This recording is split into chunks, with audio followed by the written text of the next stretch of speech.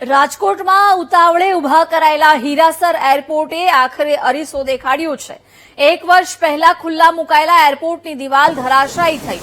2000 કરોડ રૂપિયાના ખર્ચે બનેલા એરપોર્ટની દિવાલ તૂટી ગઈ છે।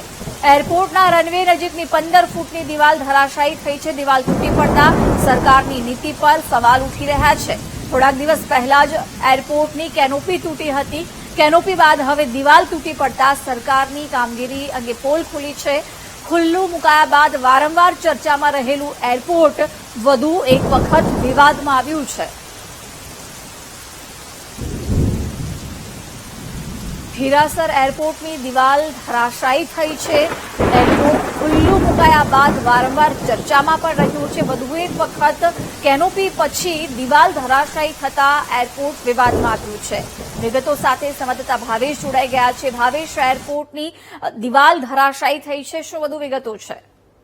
જે જિજ્ઞાસા, હજુ રાજકોટ ઇન્ટરનેશનલ એરપોર્ટ છે તે શરૂ થયું તેના 1 જ વર્ષ જેટલો સમય થયો છે, જ્યારે 2000 કરોડથી વધુના ખર્ચે રાજકોટનું આ હીરાસર એરપોર્ટ છે તેનું નિર્માણ કરાયું છે। પરંતુ 1 જ વર્ષમાં તેની આ જે રનવે નજીકની જે વોલ છે તે પડી ગઈ છે, જેના કારણે જે પ્રકારના દ્રશ્યો સામે આવી રહ્યા છે, એટલે કે ખરેખર આ એરપોર્ટના કામમાં ગેરરીતિ થઈ શકે કે તે પણ સવાલ ઉભો થઈ રહ્યો છે। હજુ પણ ઇન્ટરનેશનલ જે ફ્લાઇટ છે તે રાજકોટ એરપોર્ટથી શરૂ થઈ નથી, તે પણ વિવાદ એક છે। અગાઉ પણ એરપોર્ટ ઉપર જે કોપીન હતી તે પડવાની ઘટના સામે આવી હતી। એવામાં હવે એરપોર્ટના રનવે નજીકની આ દિવાલ છે, વોલ દિવાલ છે, તે જે છે તે પડવાની ઘટના સામે આવી છે, જેને લઈને પણ અનેક સવાલો છે, તંત્રની કામગીરી ઉભા થઈ રહ્યા છે। જી જિજ્ઞાસા। બિલકુલ ભાવેશ, આભાર જાણકારી આપવા બદલ। કોંગ્રેસ નેતા મહેશ રાજપૂત આપણી સાથે જોડાઈ ગયા છે। મહેશભાઈ, ઇન્ટરનેશનલ એરપોર્ટ હીરાસર એરપોર્ટ તૈયાર કરાયા પછી વારંવાર વિવાદમાં રહ્યું છે અને એનું ઉદ્ઘાટન કર્યાના આટલા વર્ષમાં જ ફરી એક વખત વરસાદ પડતાની સાથે દિવાલ ધરાશાયી થઈ છે, શું કહેશો?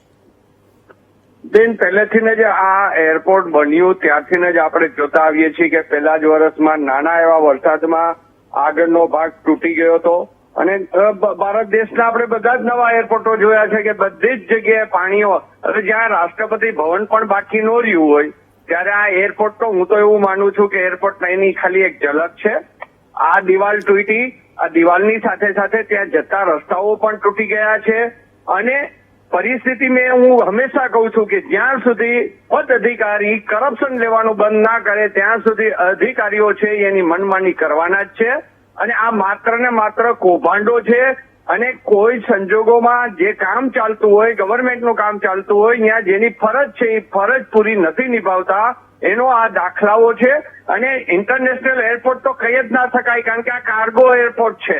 આ હજી માણસો માટેનું પણ લાયસન્સ નથી આવ્યું, આ કાર્ગો એરપોર્ટ છે અને કાર્ગો એરપોર્ટની અંદર હજી તો વાહનોની અવરજવરો નથી થઈ, ત્યાં જ જો દિવાલો તૂટતી હોય તો તમે સમજી શકો છો કે આ એરપોર્ટની અંદર કેટલું કૌભાંડો અને કેટલા રૂપિયા ખવાઈ ગયા છે।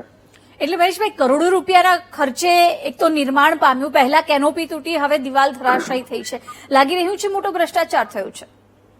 બેન, કરોડો રૂપિયામાં ભ્રષ્ટાચારો તો થયા પણ આપણે જોઈએ છીએ કે અબજો રૂપિયાના રોડ છે એ એક જ વરસાદમાં ધોવાઈ ગયા આખા ગુજરાતની અંદર।